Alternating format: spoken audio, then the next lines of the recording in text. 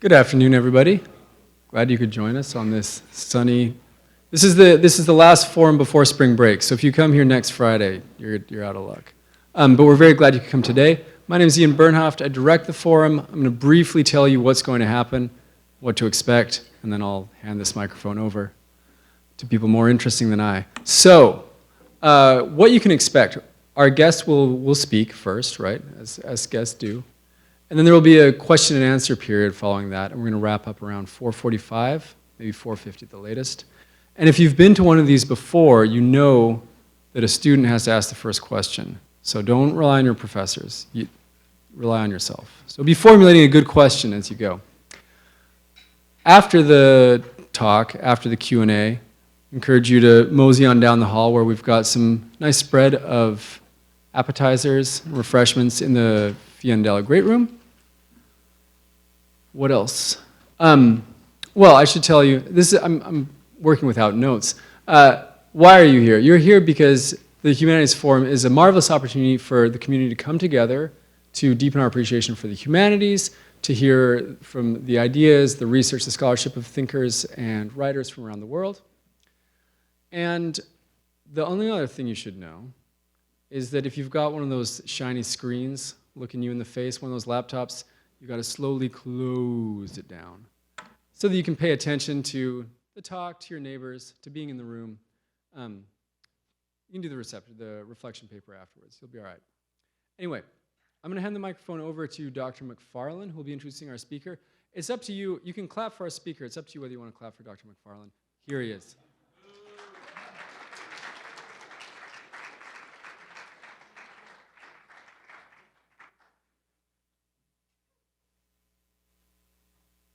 Thank you. Thanks for clapping. I appreciate that. I need all the help I can get. Good afternoon, everyone. My name is Pat McFarlane. I teach in the Humanities program and Philosophy department at Providence College. It's my pleasure to welcome you to today's forum and to introduce our guest, Sohrab Ahmari. Mr. Ahmari is the founder and editor of Compact and a contributing writer for The New Statesman. Previously, he spent nearly a decade at News Corps as an op-ed editor of the New York Post and as columnist and editor with the Wall Street Journal opinion pages in New York and London. In addition to those publications, his writing has appeared in the New York Times, the Washington Post, the Atlantic, the Chronicle of Higher Education, the Times Literary Supplement, Commentary, Dissent, and the American Conservative, where he is a contributing editor. Mr. Ahmari's books include Tyranny, Inc., How Private Power Crushed American Liberty and What to Do About It in 2023, and The Unbroken Thread, Discovering the Wisdom of Tradition in an Age of Chaos, 2021. Both of those books published by Penguin Random House. I will say as just a brief aside that my colleagues in the Development of Western Civilization program have used The Unbroken Thread, and we always get rave reviews from our students. It's a terrific book to use in Civ. The title of Mr. Ahmari's lecture today is Privatizing Emergency. Please join me in warmly welcoming him to Providence College.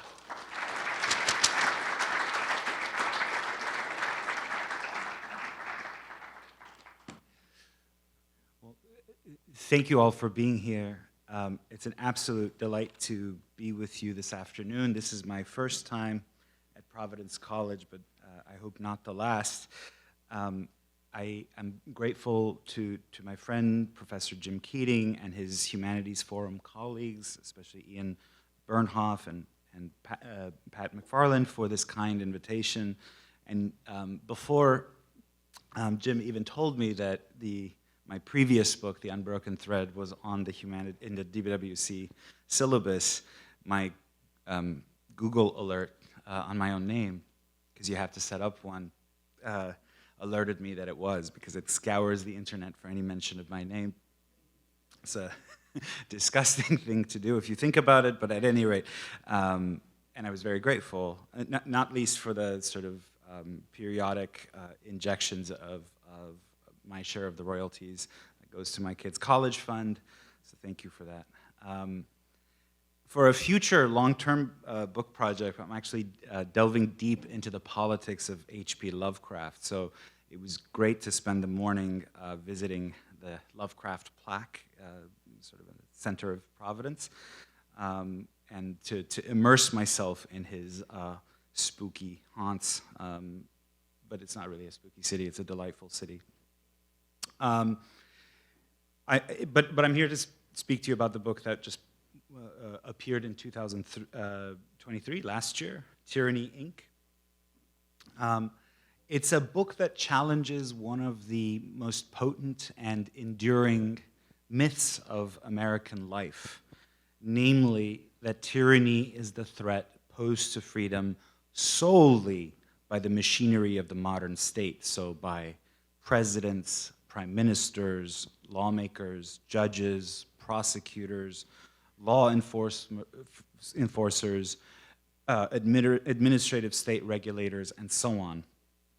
Tyranny in this telling can only be a public governmental thing. And the opposite of this public realm, which can be tyrannical, is the private sector, which we're told is a zone of freedom. So we associate private action with economic dynamism, with competition, and with just a general happy sense of spontaneity. The private is the thing that we seek to protect from the attempted power grabs of governmental strongmen. It is supposed to be the most non-coercive domain in our generally non-coercive regime. But this, as I argue in Tyranny, Inc., and as I hope to demonstrate to you today, is a fiction that is at odds at a theoretical level, not just with the thrust of the classical and Christian political tradition, but also with important strands of the American tradition. The prevalence today of this fiction or this mythology can lead us to forget how relatively novel it is. What's happened is that we've succumbed to a generational effort, maybe over the past 2-3 generations, mounted by some of the world's wealthiest individuals, most powerful corporations, and their ideologues for hire, to force us to forget what used to be taken for granted, that private actors can imperil freedom just as much as overweening governments, that unchallenged market power can impair our liberties, and that there are finally such things as private tyrants and private tyrannies. We've lost sight of these relatively simple truths and paid a heavy price. For private tyranny describes the world we inhabit today, a system that allows the asset-owning few, and by asset-owning I don't mean people who own a house, but assets on a much larger scale, meaning productive assets, financial assets, an asset-owning few to subject the assetless many to pervasive coercion. Coercion that, unlike governmental action, we often can't challenge in courts or through the process of democratic give and take that we take for granted in our public lives, precisely because this zone of life, we are told, is quote-unquote private. In other words, it's a game of power politics in which one side lacks the power to play, while the other is structurally set up to win. To see just one example of how this works, I invite you to join me on a trip to the city of Surprise, Arizona.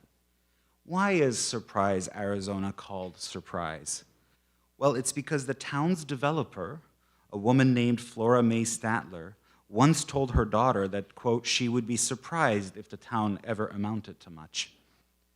But founded in 1938, in fact, Surprise succeeded, attracting cotton workers in its early decades and swelling to about 150,000 residents today, many of them retirees seeking warmer climes and the senior living dream. But for Justin and Cassia Purcell, the town's name, Surprise, took on a darker resonance when their mobile home burned down in August 2013.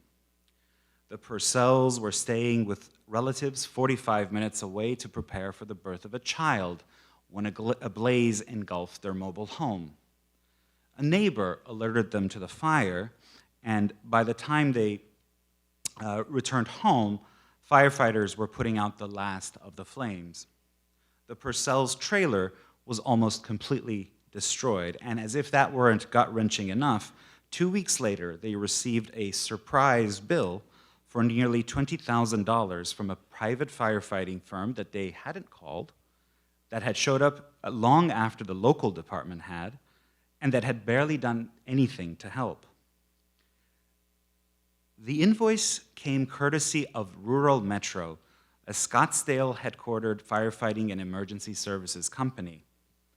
Days earlier, the firm had filed for Chapter 11 bankruptcy following a period of ownership by Warburg Pincus, a Manhattan private equity fund with about $85 billion in assets under management. The family thus joined the growing ranks of Americans who thought of firefighting and ambulances as public goods that are funded by taxpayers and supplied by government, only to get a rude awakening when big finance came collecting.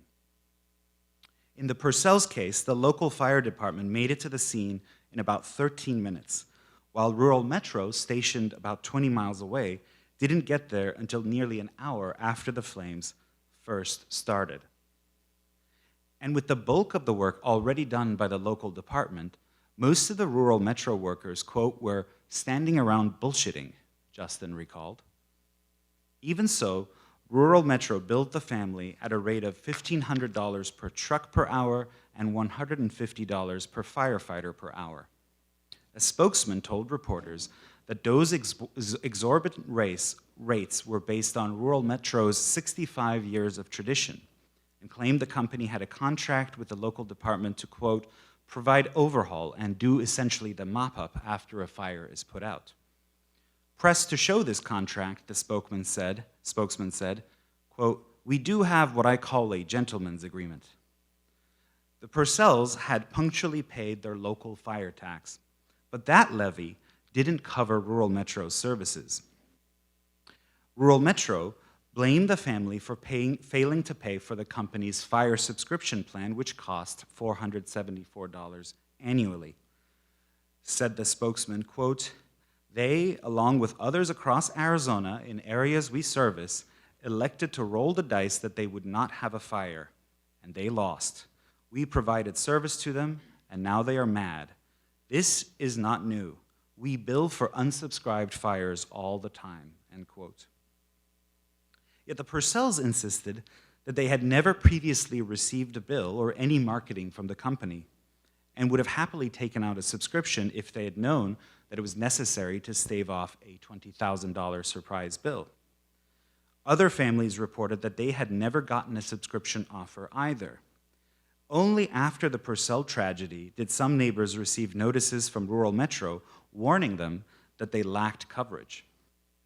The firm conceded it hadn't previously marketed its subscription plans in that area.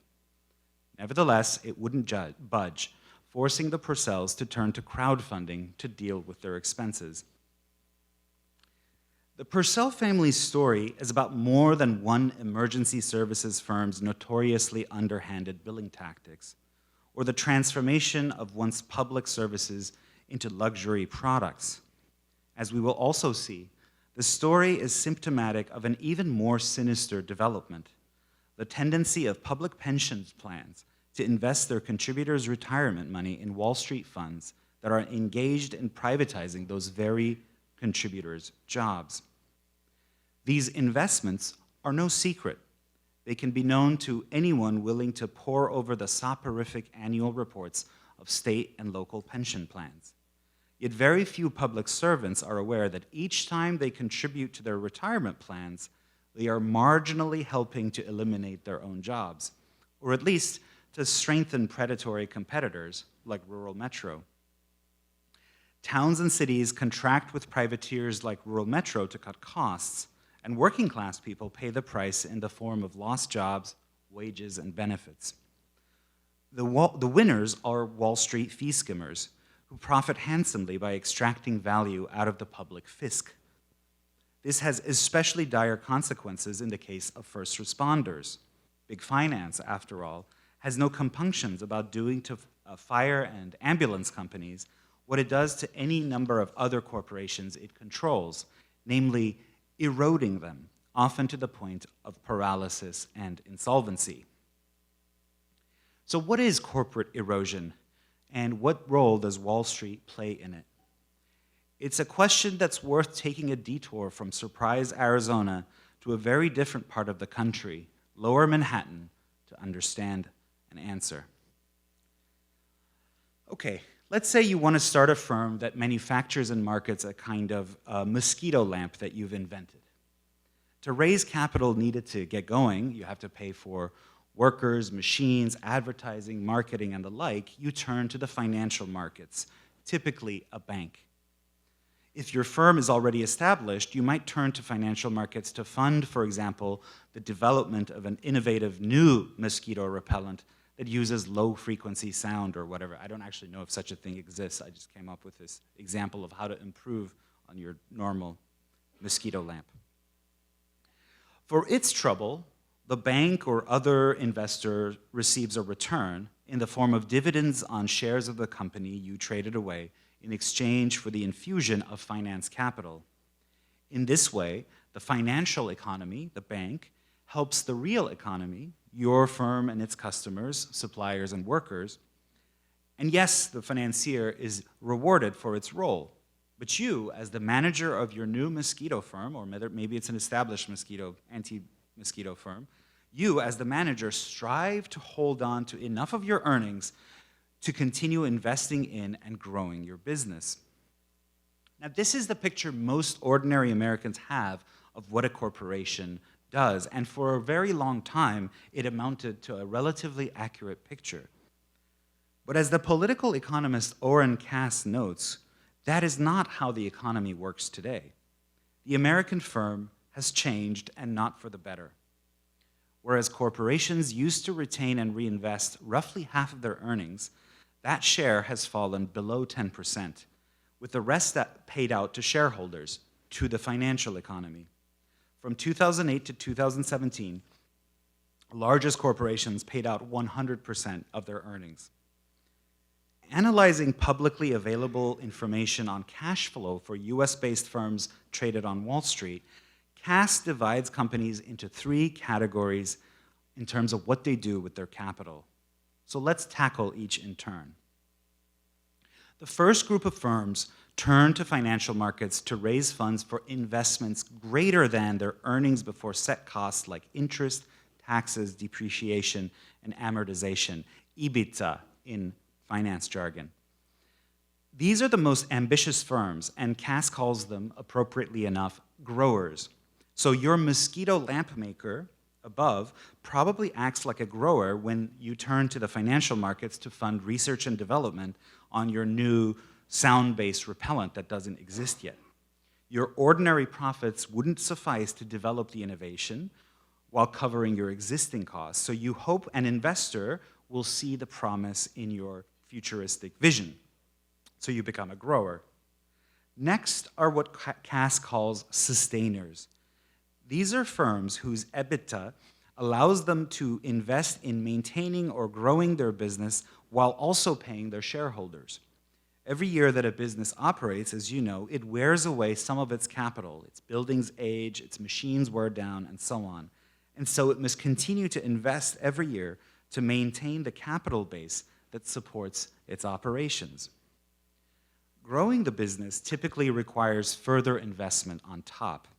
So, assuming your mosquito lamp is a hit with customers, your company will probably end up acting like a regular old sustainer. Finally, there are the eroders. These are firms that are profitable enough to grow their capital bases like sustainers and still return cash to shareholders, but they choose not to. Instead, they actively disinvest from themselves, allowing their capital bases to erode, even while paying to shareholders the resources they would have needed if they wanted to maintain their health. Being an eroder, as you might guess, is not a good thing. It may be inevitable if the business becomes unviable for any number of reasons, but it's not something you as a manager should strive for, since it ultimately puts the firm on the path to failure. None of this is all that complicated. Just as plants need sunlight and water to grow, so healthy businesses need investment. Starve them of that, and they will soon wither and fade. So, before I give you this interesting slash alarming factoid, by raise of hand, how many of you think the majority of publicly traded large corporations in the United States today, how many of you think the majority act as sustainers? Okay, well that answers, okay. So I'll give you the breakdown. So these types of firms, these three types of firms collectively accounted for 90% of US market capitalization over the past half century. What's changed is the relative composition of that 90%. From 1971 to 1985, the vast majority of American firms, 82%, weighted by market capitalization, were sustainers. By 2017, however, sustainers accounted for only 40% of market capitalization, while half had degenerated into eroders, sacrificing their brands, factories, retail spaces, and the like on the altar of short-term shareholder gains. The share of growers, meanwhile, sank to 3%, down from 9% in the 1971 to 85 period. That suggests that the economy has also become less innovative because less firms are turning to financial markets to act like growers, to develop new products. Now, this shift has little to do with deindustrialization, the fact that the United States economy is less dependent on manufacturing than it was during the mid-century era. It doesn't have much to do with the rise of a so-called soft information-based economy. On the contrary, the information sector, comprising firms in media, communications, and high tech, has also suffered from erosion. Over the period under analysis, the share of eroders among information firms ballooned to 52% of US market capitalization, up from 2%. The digital communications conglomerate Cisco, for example, I don't know if you still watch cable TV, but you occasionally still see Cisco ads on TV, has acted like an eroder since 2003. Erosion has grave consequences for the nation. Investors are entitled to a return on their investment, to be sure, to compensate them for providing their capital and taking a risk. But as a share of gross domestic product, the net cash flow out of the real economy and into the financial one has more than doubled in recent decades. This translates to $3 trillion that might previously have supported operating businesses, but instead has returned to investor pockets. The result is firms and industries that are less competitive and less productive. Innovating and boosting productivity requires capital, after all. It also means a society where the wealthy, the equity wealthy, catch all the upside. When, for example, firms buy back their shares to goose their stock price, the quintessential eroder maneuver, those who hold corporate equity can watch with satisfaction as their portfolios climb in value. Meanwhile, firms stumble, the US economy loses competitive edge, and workers and the political community are thrown into distress. Now, if firm-level erosion and economy-wide resource drainage are the general tendencies of US capitalism today, Wall Street hedge funds and private equity act as the vanguard of this transformation. The business model of both hedge funds and private equity is, to quote one expert, to raise large pools of capital from qualified investors, high net worth individuals, pension funds, university and foundation endowments, and so on, and then pursue complex investment strategies that deliver returns that are supposed to be superior to traditional public equity and bond markets. For their trouble, they charge their investors a flat annual management fee regardless of performance, traditionally 2% of the amount invested, and also keep a share of any profits, traditionally 20%. So what do such firms do with all that capital they raise? Well, it depends. Private equity firms generally combine some of the funds they have raised and loads more borrowed money to take over a firm. Then they supposedly improve the allocation of capital to generate greater value before selling it off. By levering up, piling the firm with debt, and using profits to pay it down, the partners make nice returns for themselves and their investors, but they also dramatically increase the likelihood of bankruptcy. That's fine for the private equity partners, whose gains on some businesses make up for driving others to ruin. But the employees at the affected company can't afford the same risk profile. A worker, after all, can't take 10 jobs simultaneously and hope that he comes out well on average. Hedge funds, meanwhile, deploy any number of Byzantine schemes to extract value without producing anything ordinary people would ever consider useful. Some attempt to generate positive returns regardless of how the market and broader economy perform, writes industry critic Wells King, often taking long and short positions in a variety of publicly traded assets, hence the hedging in hedge fund.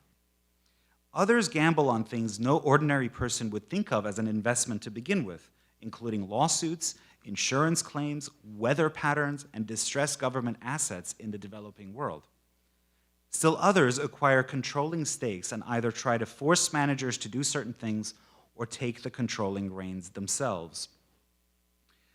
The share of the US economy dominated by hedge funds and private equity has ballooned over the past generation. Total assets under their management rose to $2.4 trillion in 2019, up from just $2 billion in 1976.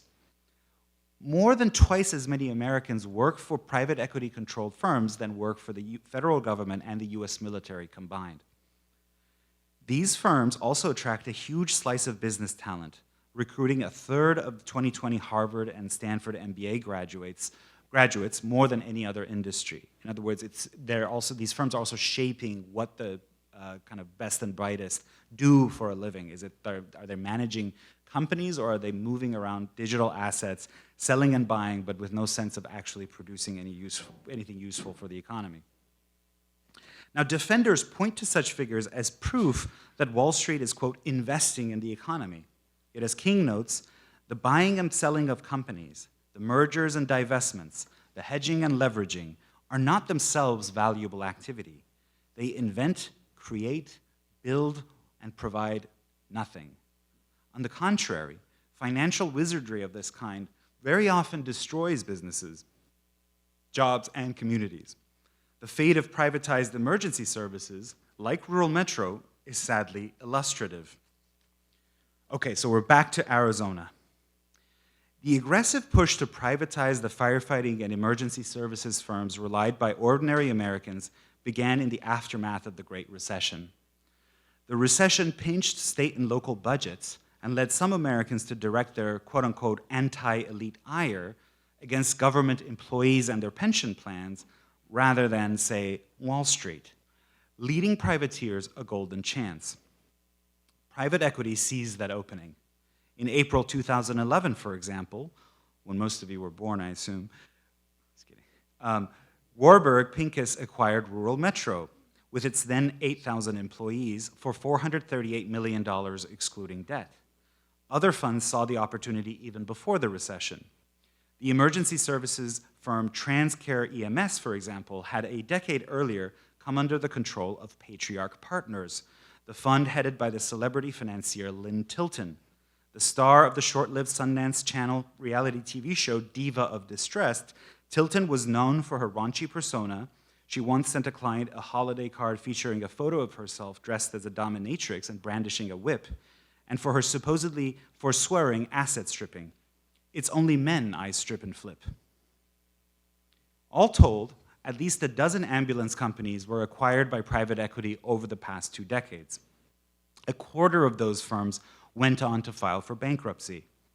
Meanwhile, of some 1,100 traditionally owned firms in the industry, none went into bankruptcy, a disparity that starkly underscores how ownership by private equity dramatically increases the likelihood of a firm's becoming insolvent. Wall Street wasn't interested in properly investing in these firms or helping them grow in the old-fashioned capitalist way. Instead, as a 2016 New York Times expose concluded, big finance turned to its signature money-making playbook, a mix of cost cuts, price increases, lobbying, and litigation. Warburg's ownership was illustrative. For starters, the fund levered up rural Metro in typical private equity style, leaning heavily into debt to finance its acquisition and adding $500 million to the company's liabilities at the outset. At first, Warburg did plow some money into the firm and its assets, but it also pushed rural Metro to buy out a number of smaller rivals, compounding debt upon debt, and soon necessitating cutbacks. Faced with these difficulties, Warburg spurned investing in its services and other traditional methods for turning around a struggling firm. Instead, it doubled down on savage billing tactics of the kind meted out to the Purcell family of Surprise, Arizona. Under the Warburg regime, for example, rural Metro mailed a $761 bill to a baby born in one of its ambulances, warning the newborn in a letter that, quote, the matter may be reported to a national credit reporting agency. Posters plastered at rural Metro ambulance stations showed a cartoon first responder encouraging his colleagues to always get a signature to ensure subsequent billing. Quote, almost always, if the patient is alert, they will be able to sign. And if not the patient, then the family member will sign, because I don't give up. The campaign was called Do the Right Thing, right with a W. EMTs complained that this obsession with billing got in the way of saving lives just when time was of the essence. But for rural Metro, billing and then collecting, including by suing the family members of deceased patients, remained a top priority. Public ambulances, by contrast, generally don't sue patients. Yet with roughly a quarter of ambulance services now in for-profit hands, and medical emergencies being by nature unpredictable, Americans don't necessarily get a choice between public and private when their lives are on the line. Many low-income people dread having to call 911 at all. Private firefighting covers a comparatively smaller share of Americans, roughly 4% of the population, mostly in rural and unincorporated areas. Many have surprise billing horror stories like the Purcells. A Knoxville, Tennessee family who suffered a chimney fire in 2013, for example, had rural Metro place a $15,000 lien against their title. This, even though the privateers arrived an hour after the 911 call. The same year, rural Metro took another Arizona family to court for a $7,000 bill related to a mobile home fire. To pay off the debt, the family switched to eating 2 meals a day instead of 3. Wall Street-led erosion of the first responder industry has especially grave consequences because the quality of firefighting and ambulances is a matter of life and death, and because taxpayers end up on the hook for these firms' billing misdeeds through Medicare and Medicaid. For one thing, underinvestment inevitably causes delays when time is of the essence. Analyzing publicly available information regarding 5 of rural Metro's major ambulance markets, the Times found that services in 4 areas suffered under private equity ownership. Wall Street tight-fistedness also results in chronic drug shortages, fostering an atmosphere of desperation among emergency workers, the second detrimental effect. The Drug Enforcement Administration, for example, launched a probe in 2012 into rural Metro's Kentucky operations after 20 vials of morphine were replaced with saline solution in company ambulances. Saline, as you probably know, doesn't actually relieve pain. Third, when Wall Street-dominated firms failed to pay their workers, performance crises followed. For example, when an 81-year-old resident of Loudoun County, Tennessee couldn't breathe, the 911 call was routed to rural Metro, which took so long to put together an ambulance crew that one worker had enough time to smoke a cigarette, according to surveillance footage. Rural Metro did eventually manage to bring the woman to the hospital, but she died 2 weeks later. The company later fired the smoking employee, but she sued for wrongful termination, charging that rural Metro was trying to draw a veil over its own improper scheduling, staffing, and response criteria. This woman had actually been working for back-to-back 24-hour shifts by the time she was smoking, and she was actually off the job, technically, when she was caught smoking. Firms that regularly violate labor and safety regulations also tend to underperform on government contracts, which brings us to the fourth major detrimental effect associated with Wall Street domination of first responder firms: Medicare overbilling. Rural Metro, for example, has been the target of numerous Department of Justice probes related to for allegedly charging the feds for services deemed unnecessary under Medicare and Medicaid rubrics. In Arizona, the firm agreed to cough up $2.8 million to settle claims that it violated the Federal False Claims Act by submitting false bills to Medicare, before and during Warburg's ownership, according to a Department of Justice news release. In Florida, Rural Metro paid $650,000 to settle similar allegations dating from 2010 to 2016. In Eastern Kentucky, the firm paid more than $275,000 for allegedly breaching the False Claims Act during Warburg's ownership and afterward, when it fell into other private equity hands, and on and on. Finally, there are the disruptions to services caused by the bankruptcy process itself, as fire and emergency firms collapse from Wall Street-led erosion. When TransCare went bankrupt in 2016, quote, cities and towns up and down the East Coast suddenly lost their ambulance services, as the Times reported. Private equity has, in this case, threatened public safety, the mayor of Mount Vernon, New York, told the paper. It's not the way to treat the public. The New York City Fire Department was forced to pay overtime to its own ambulances to cover the gaps created by the TransCare bankruptcy. But those public firefighters and EMTs from New York who were forced to work overtime were probably unaware of a lesser noticed trend. In many cases, their own retirement contributions were being used to capitalize these shoddy rivals. In 2016, the Financial Times highlighted that public pensions were becoming, quote, a crucial driver of the current boom in the private equity industry. Hoping to cash in on the supposedly wild returns generated by private equity, pension trustees were pouring their contributors' retirement funds into these investment vehicles. In this way, pensions came to underwrite Wall Street's conquest of the real economy. The trend has only accelerated since that FT article. In recent years, up to half of all private equity assets have come from public pensions. But there remains a more hidden fact inside these pensions' embrace of private equity. In many cases, the funds in question have a direct interest in privatizing the jobs of the very public servants whose retirement contributions are being invested in private equity. A vicious cycle is thus set into motion.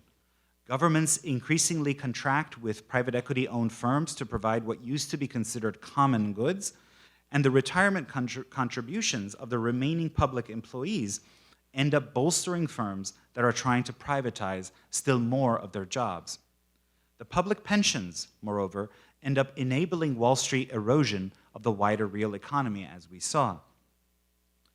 Quantifying the full scope of this mode of what I call stealth self-privatization is nearly impossible, given the number of funds and retirement systems. There's about 6,000 nationwide, from the smallest kind of local level up to state-level retirement systems. But examining just one sector, firefighting and emergency services, is eye-opening enough. Okay, again, consider Rural Metro. As we noted, the firm was controlled by the private equity firm Warburg Pincus from 2011 to 2013. Today, Rural Metro is owned by a portfolio company of a different New York private equity fund, Kohlberg, Kravis, and Roberts, or KKR. We may therefore safely say that any public pension that held investments in Warburg funds during the Warburg period, which is from 2011 to 2013, or that is currently invested in KKR, is at least marginally complicit in privatizing its own contributors' jobs. These are the jobs of firefighters, police officers, EMTs, and so on. In Surprise, Arizona, where the Purcells lived, the local fire department's pensions are managed by the state's public safety personnel retirement system. Sure enough, the Arizona PRS has repeatedly shoveled contributor money into KKR funds in recent years, including $40 million directly and $20 million for co-investments in KKR's Asian Fund 3, $25 million in KKR's Asian Fund 2, and $125 million in KKR's Revolving Credit Partners 2. These are just the names of different funds. The amounts involved in this case might be puny relative to the Leviathan assets sloshing around KKR's portfolio. Even so, $25 million soaked up here is $25 million KKR can devote to expanding its privateering efforts over there. And given the supremely fungible nature of capital, here and there are really the same. Moreover, if we examine similar investments made by public retirement systems across the nations, the numbers add up fast.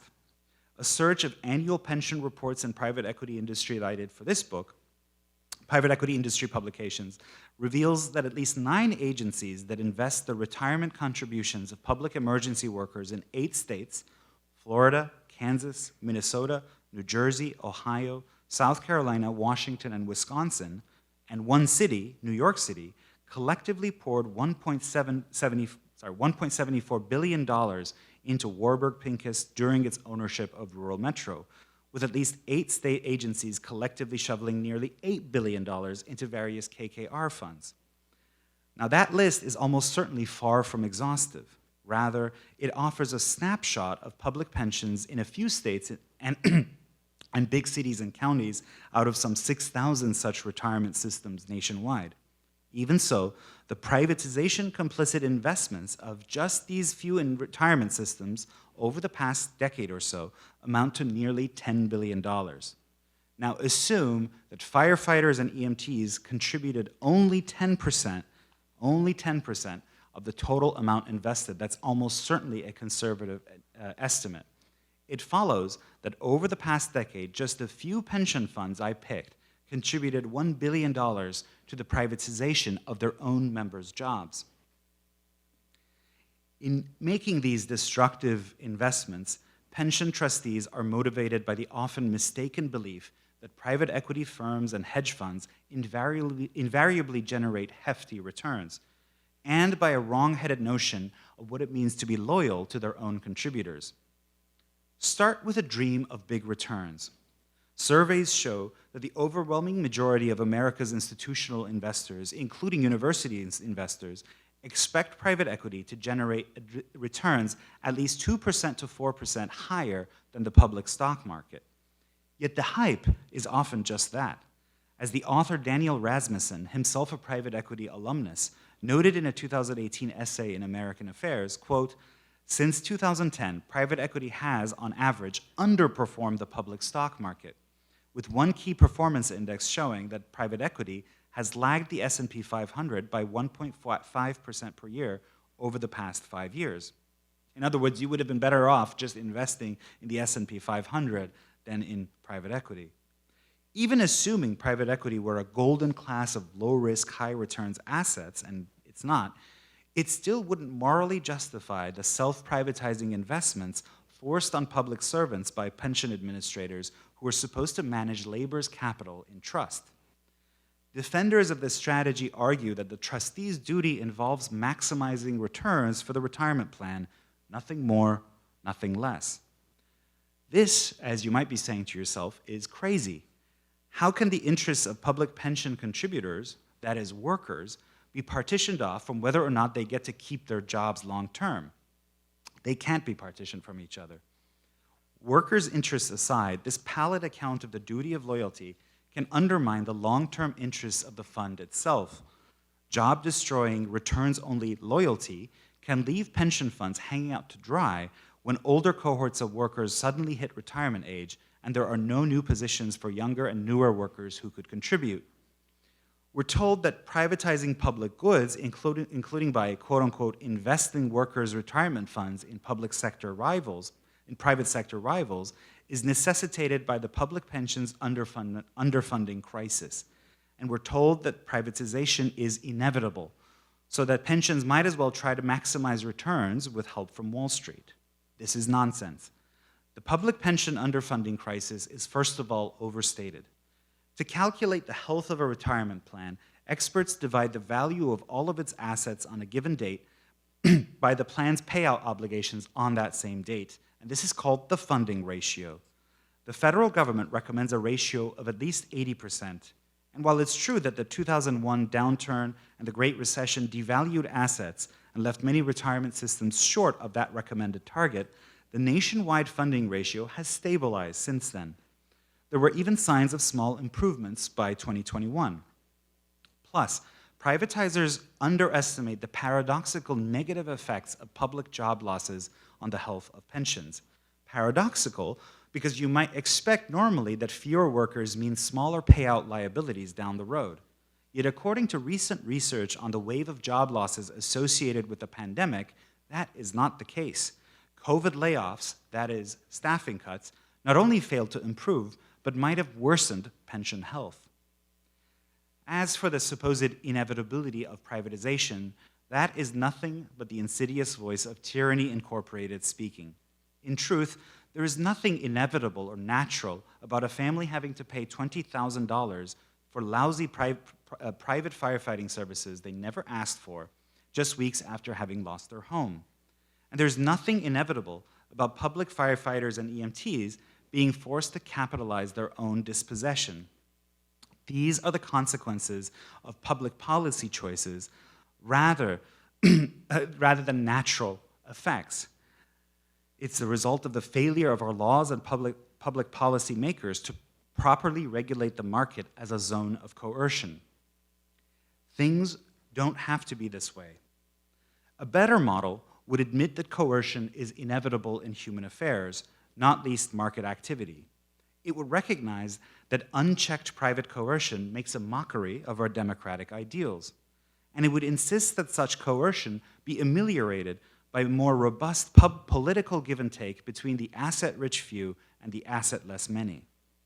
This is the promise of what I call political exchange capitalism. It was the philosophy that underpinned the New Deal, generating the mass prosperity that defined the 3 decades after World War II. And crucially, it formed a bipartisan consensus, winning the allegiance not just of New Dealers and progressives, but an earlier generation of conservatives from Eisenhower to Nixon. These weren't starry-eyed socialists, but hard-nosed realists whom experience had alerted to the dangers of unchecked private power.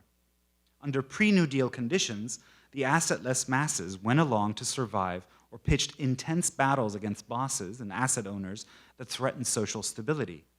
Post-New Deal, under the model of class reconciliation, a deeply Catholic idea, workers and the assetless could channel their demands through recognized unions and mass political parties. In a way, this model made explicit what ordinary people already knew, that economic life involves coercion. But it also gave them a measure of power to negotiate the coercion to which they had long been subjected. Today, we must restore a political give and take in relations between the asset-less and the asset-rich.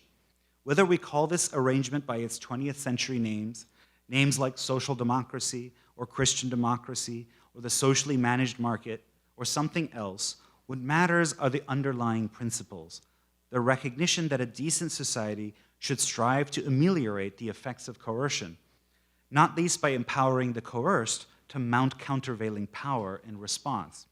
Instead of waving competition and the price mechanism as a mystical talisman against coercion, the state must actually counter coercion by encouraging, rather than hindering, what the economist John Kenneth Galbraith called countervailing power, the counterpower exerted collectively by the weak against the strong on the other side of a given market, be it as workers in a labor market or consumers in a consumer market. The state must also take a far more active role in coordinating economic activity for the good of the whole community. Not every speculative asset or novel takeover strategy cooked up on Lexington Avenue deserves preemptive government approval until things go wrong. There must be far less scope for destructive financial engineering as banking returns to its proper and limited role, supporting the activities of managers and workers in the real economy. You can be sure that bankers and financiers would continue to profit reasonably for their trouble as they did under the New Deal order. but they wouldn't act as the often drunk drivers of the whole economy. Private equity and hedge funds would be severely disciplined, as Senator Liz Warren proposes to do with her Stop Wall Street Looting Act. When the future of productive firms in the real economy is at stake, especially of large firms, the financial industry's speculative wizardry has to be subject to the oversight and veto not just of government, but workers, local communities, and other civil society stakeholders. All this and much more can be done if we would but retrace our steps to the wisdom of the past. And I speak here not of a distant and misty past, mind you, but of New Deal achievements that took place when our parents and grandparents were in prime working age. Achievements whose neglected and cobweb remnants, like things like Social Security, still to a degree benefit working people. Monuments to economic and political realism awaiting repair, renewal, and service to the common good in a new century. Thank you very much.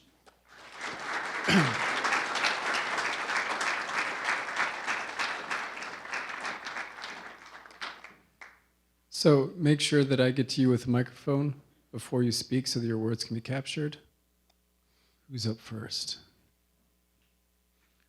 Everyone knows kids love pension plans. One of their favorite topics. You will one day. Yeah, that's right.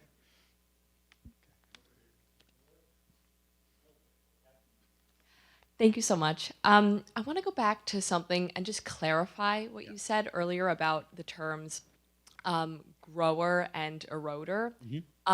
It sounded like owners and managers of private firms are obligated and mandated in some way to give over more profit and capital than is necessary to investors.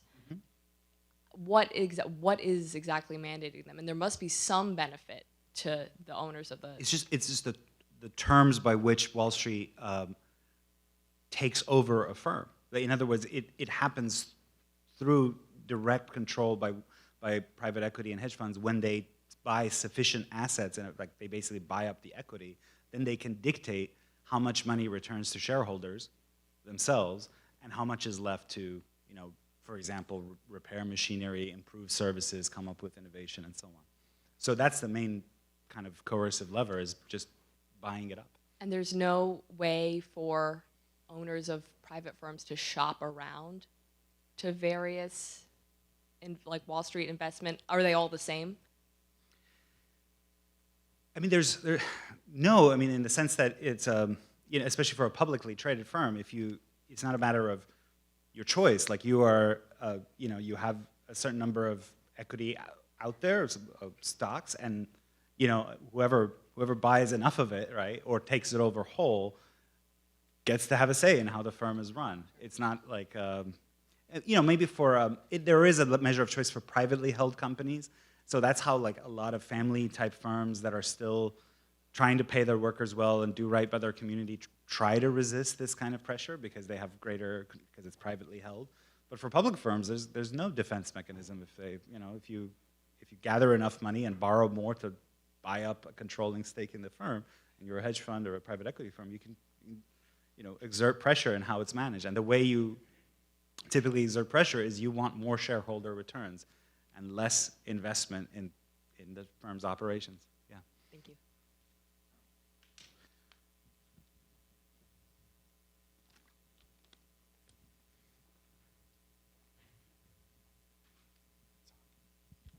Thank you for coming. You mentioned near the end of your talk sort of policies that you'd like to see in terms of, the public stock market, sort of in line with those old school fiscal realism of the New Deal. But it's also been said that money talks. And is there any way that you can see, or maybe methods that the sort of less asset-rich people in this country who are investing in, retirement funds, hopefully, and other things, how can we make our money talk, so to speak? Mm-hmm. Well, I mean, specifically with public servants, people who are cops, EMTs, firefighters, and stuff, this is something that their labor unions are becoming aware of what is actually being done with their retirement contributions. So this is, but I wouldn't even say every labor leader in these sectors is even aware of this, right? So it's a matter of where workers have an organized voice, which is not very much of the economy. In the private economy, it's about 6% of the private economy workers that belong to a labor union. In the public sector, it's a little bit higher, but the point is that that's a mechanism where I'm hoping to raise awareness among labor leaders, hopefully reading this book, to be like, hey, what's being done? More generally, though, the book argues that, I mean, one of the things we should strive for is to increase union density. Again, union density is the share of workers in the private economy that belong to a labor union. Its heyday was 1945 was the highest, so kind of high watermark was about a third of workers. It's gone down to 6%, and the reason it's gone down to 6% is complicated. The loss of manufacturing had something to do with it. Globalization had something to do with it, but those factors are overstated.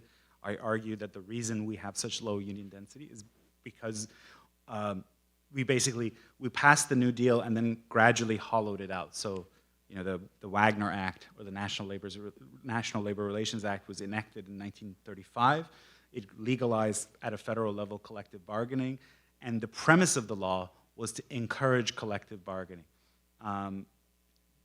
So just what is the basics of collective bargaining? The basics of collective bargaining is that in most markets, you know, you think like there's like must be a ton of producers and ton of sellers and ton of buyers, and they can always compete, and using the price mechanism itself will ensure that every bargain is fair. It's like whether it's the wage or the price of a product, it is this crystalline expression of perfect supply and demand. In fact, that's not true in most markets. In most markets, typically you have one or two firms that dominate. So like in retail today, it's Amazon. In social media, you know, they're like the giants. Back in the day, you know, in elevators, it was Otis Elevator. In tobacco, it was British American Tobacco, and so on. And when you have a situation like that, you don't really have the kind of, perfect bargaining going on over wages or the prices of products. When you're an oligopoly, you're one of the few firms that dominate a market, you basically get to set your own prices. And so price really becomes, including wage price, the price of labor, becomes a measure of the relative bargaining power of the two sides. And that's fine if the other side, meaning sellers of labor power, of whom numerically there's a lot more, if they can band together, they can bargain collectively, and the sort of push and pull from both sides becomes a little bit more symmetrical. That's the basic philosophy of collective bargaining. And what's happened is, in 1935, we as a society said, we want collective bargaining. And then gradually, beginning in the 1940s with a law called Taft-Hartley, and then subsequent kind of Supreme Court rulings and decisions by mainly GOP-dominated national labor relations boards, the original labor law, the Wagner Act, was eaten from the inside out, such that today it is very, very difficult to organize a union in the private economy. It's like this gauntlet you have to go through with lots of legal mechanisms to make it difficult. So we've gotten to 6%. But if we can reform the Wagner Act, maybe replace it with a sectoral bargaining regime and so on, you can see an economy that perhaps edges back up to higher union density. And I think a lot of our difficulties, even down to the cultural issues, could be ameliorated. Because, and I won't go into why I think if we had a better labor regime, some of the culture war issues would also simmer down. But that's a question for a different moment. Thank you so much for this discussion. I'm really interested in it because it's such a rubber hits the road example, like situation where we can really look at the way that some of these questions and ideas that are oftentimes debated in the abstract, like really affect everyday people. And in similar discussions about, questions of, what should be private, what should be public, I've often been told by friends that, oh, you're terribly naive, I'm told that, just because you can point to, these kind of discrete examples of the system going wrong, that on the balance through, some kind of utilitarian calculus, privatization generally produces better outcomes, blah, blah, blah, blah, blah. So I disagree with that assessment in many cases, but I'm curious, like, if that argument were true, if it were true that, say, the privatization of emergency services tended to produce better outcomes, would privatization of something like emergency services still be bad? In other words, like, what are the functions, what are the services that should be public? What do those services have in common? And what distinguishes them from things that can reasonably and ethically be privatized? That's a very good question. So actually, public emergency services is a relatively a recent thing in the overall history of the West and of the United States. So, in the kind of colonial America, you had, voluntary firefighting companies, and actually many of the sort of most revered names, like Alexander Hamilton, Ben Franklin, all these people were actually members of their local private firefighting volunteer groups. And there were laws passed in cities like Boston, actually the Massachusetts Bay Area, some of the first in terms of trying to regulate behaviors to try to prevent fires as people understood why fires break out.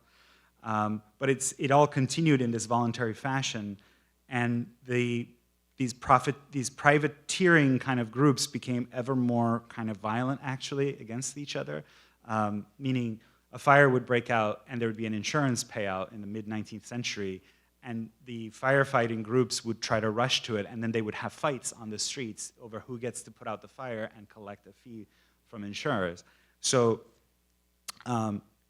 as a result of that, first beginning with the city of Cincinnati, Ohio, created a kind of public department, a public fire department with, still staffed by volunteers, but it would provide like regulations, and it would be it was seen as a common good. And then after the Civil War, it became very common because veterans of the war would become firefighters. I guess my answer to that would be to focus on that example of the firefighting itself is pretty old. Like we have kind of records from Roman times of trying to figure out how to mitigate fires. So really the humane and civilized contribution of modernity in the beginning of the 19th century is the social organization of firefighting. When we realize that we make it competitive like that, it's bad. And people should this expectation, the public expectation formed that firefighting is one of those things that's better like publicly regulated. Most departments are still, often volunteer staff, but there's like state or local training, equipment, et cetera, funding. And I think, so it's very difficult to like lay down an abstract criterion of what should be public and what not, but I think what I would lean back into is like ordinary people's expectations. And I think ordinary Americans have, as a result of the achievements of socially organizing our response to emergency, have learned that, hey, like it's good that this be public, and I can just call 911 and I'm not faced with a bill. And I think that sort of my criterion would be that common sense of people of what kinds of things what kinds of things you risk plunging into moral obscenities by holding them up to, putting them on the auction block for privatizers. And so I think certainly emergency services and firefighting. I also happen to support at least a kind of minimal public option in healthcare as well. But that's a different question. But it's like I would make the criterion ordinary people's sense of what is common or should be common. Thank you. I really enjoyed the talk. It's fun to listen to this stuff and think about it. I got a little story I want to tell. It's about a small state. We can call it the Ocean State. And it had a pension problem a little over a decade ago where the pensions weren't funded at 80%. They're funded at 20%, 30%. And this is happening because politicians had made promises to unions that they wouldn't have to pay. And so the promises just grew and grew and grew, and there was a huge problem. So what happened was there was a treasurer elected in Rhode Island who was not from that part of the Democratic Party, who was a hedge fund manager, so knew how numbers worked, and essentially took the pensions in Rhode Island and gave them to hedge funds to manage, which, as it turns out, haven't done very well in line with what you're saying. But nonetheless was able to work through a system that took the pension question off the table. Now this was successful, and this person then becomes governor, supported not least by hedge fund managers who are getting assets from this Treasury Secretary, and then becomes Commerce Secretary of the United States. So one question I have, just when I think about that story, what you're talking about is you're talking about an economic problem and you're looking at political solutions. And how are political solutions going to work if the political system is set up in a way that the hedge funds don't just manipulate the economic side, but they also have tremendous power on the political side? So this is a very old problem in American political economic history. One example of when we became acutely aware of it and tried to mitigate it early on would be Andrew Jackson's bank war. So there was this thing called the Second Bank of the United States. It was both a private actor, a profiteering actor in the money market, but it was also a depository for federal funds. So like if you paid Uncle Sam, you went to the Second Bank of the United States to pay your duties, if you were a merchant or what have you. And it was also essentially, therefore, a quasi-central bank before there was central banking. And the issue in the bank war was the fact that it exerted so much control over politics. It was congressionally chartered, and a fifth of its funds came from U.S. taxpayers, from the U.S. government. And yet, it favored certain politicians and not others, and it would punish the ones that didn't favor. The Jacksonians found themselves punished by the Second Bank of the United States, often over their own kind of cronyist local disputes with the local branch of the Second Bank. But it led to this enormous confrontation between democracy, between the political and finance capital. And actually, like what the Jacksonians did wasn't very smart, as you probably know. They smashed the Second Bank of the United States, and it sparked like this orgy of wildcat banking, and there was a depression. But I think that notwithstanding the actual policy outcomes of the bank war, the basic Jacksonian instinct that, money power, as it used to be called, the phrase money power was coined by a guy named Thomas Hart Benton, who was a Missouri Democrat who had gotten into a pub brawl with Jackson that had left the bullet in Jackson's body, but then later on became a Jacksonian ally. Anyway, the money power can really undermine democracy the way you describe. Of course, now it's like a lot more sophisticated and it doesn't look the way it did in the Jacksonian era. But this conflict is ongoing, and I think the lesson there is not to, at least for me, the impulse is not to just come in and smash, but rather to be smart about regulation. So you talk about, okay, you come into a situation where the pension system is in bad shape. There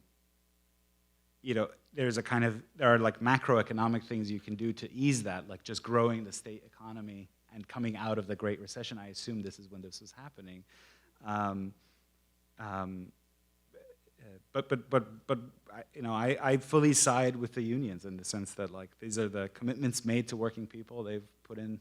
They were told that this is the kind of pension you were going to have, and I think they should fight it and fight for a broader kind of growth economy to then kind of soak up the capital needed to fund, rather than to settle for diminished expectations for people, in this room in their age group.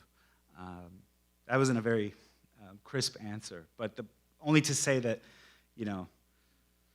like hedge funders exerting not just economic control but political control has precedence in American economic history, and it also it's called forth some ferocious kind of democratic backlashes, not least the Jacksonian one, which then inspires the New Dealers. LBJ, when he took over the Oval Office, had a picture of George Washington, and then in a modern period, FDR, of course. But there's a middle one that's often forgotten. He had a picture of Jackson. Time for maybe one more question.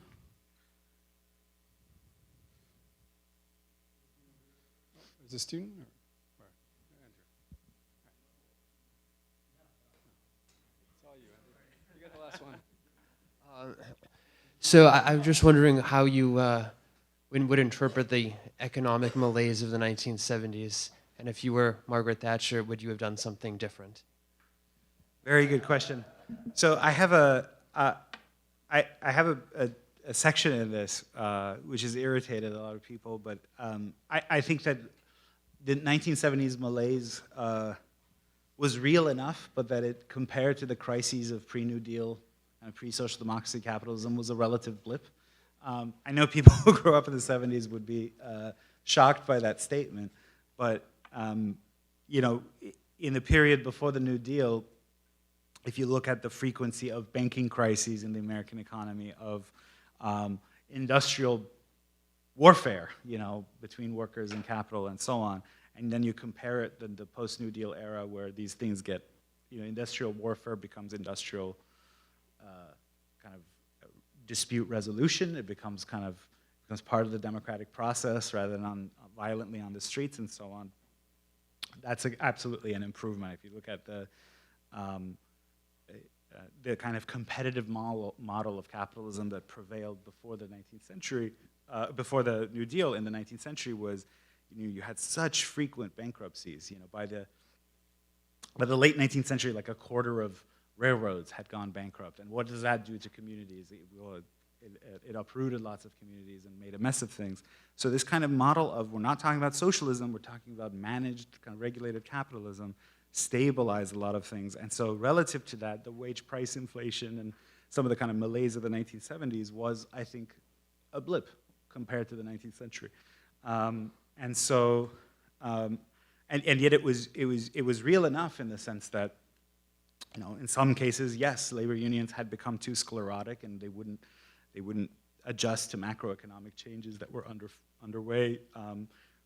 Some kind of technological industries needed deregulation, et cetera. So you could have managed all that without, for example, inflicting massive interest rates increases to break the back of organized labor, as happened in the United States in the 1980s, or the kinds of things that Thatcher did to labor in Britain. In other words, what I'm saying is like, there are two ways to read the 1970s. One is like it was all bound to happen, et cetera, or you can believe it see it as a result of contingent choices by capital to use a real enough crisis, but maybe not an epical one as it was framed at the time, to try to get the better of labor in a decisive way, and we're just living in the aftermath. I tend to believe that it's a contingent event, and we could have managed the crises of the 1970s without going so drastically neoliberal, kind of Thatcherite. For example, like the oil thing, it was a huge, obviously, portion of the malaise, right? Oil price. It basically went away on its own in the 80s. Just literally, it had enough supply came on the market, the Middle East chilled out, and now it's like not so chilled out again. But the point is that that was a complete kind of self-solving crisis, and so to use a moment like that to kind of get rid of the New Deal order, I think, was a contingent choice and a mistake. We're going to head down the hall and chill out there. Please give a warm round of applause to Professor Ahmari.